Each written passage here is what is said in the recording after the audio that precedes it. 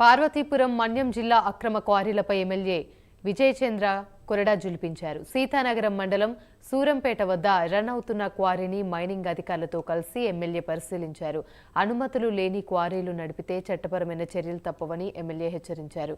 ప్రజలే ఆరోగ్యం, క్షేమమే సంక్షేమమే ప్రధానమని ఆయన అన్నారు. ప్రతి క్వారీ నిబంధన మేరకు నడపాలని ఎమ్మెల్యే సూచించారు.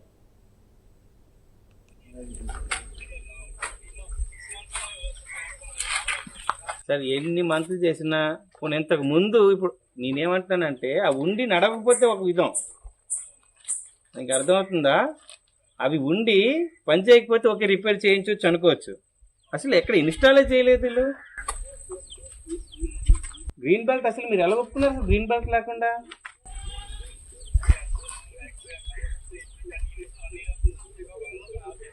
నీళ్ళు మీరు 2 times వచ్చి ఉంటారు కదా.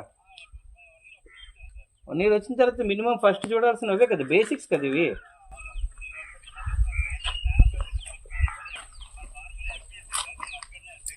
నాకు మొత్తం తెలుసు, ఏం చేస్తారో తెలీదు. మీరు వచ్చేసి అర్జెంట్కి ఇప్పుడు ఏం జరుగుతుందో ఈ బ్లోవర్స్ కానీ, స్ప్లింకర్స్ కానీ, స్పీడ్ గన్స్ కానీ, ప్రొటెక్టింగ్ వాల్ కానీ, గ్రీన్ బెల్ట్ కానీ ఏవి లేవు. అసలు వాటర్ డిశ్చార్జ్ చేయడానికి కూడా పాయింట్లు లేవు. మొత్తం ఇటు వెళ్తున్న తెలియదు, పక్కన ఉన్న చెరువుకు వాటర్ బాడీకి వదిలేస్తున్నారు వీళ్ళు. ఎప్పుడు ఇస్తారు? ఒకసారి వీడియో తీసి పంపిస్తున్నాను, తర్వాత మళ్ళీ మీరు ఏమని అనుకుంటారు మొత్తం అంతా చూసి చెప్తాను. ఇమీడియట్గా తీసుకొచ్చి రిపోర్ట్ రాయండి. వీడియోని చూసి ఆ వీడియో మీద రిపోర్ట్. అలాగే మనం ఇక్కడ చుట్టుపక్కల కూడా ఒకసారి ర్యాండమ్గా శాంపుల్ చేయాలి, వాటర్ బాడీస్ కూడా అంటాను. మీరు ఎప్పుడు వస్తారు? నేను మళ్ళీ 5 రోజులు అసెంబ్లీలో ఉంటాను.